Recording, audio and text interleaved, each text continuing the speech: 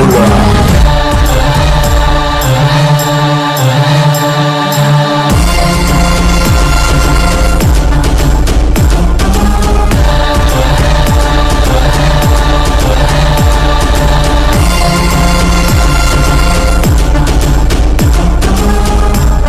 Star Allu Arjun Sukumar combination లో రాబోతున్న భారీ బడ్జెట్ సినిమా పుష్ప 2.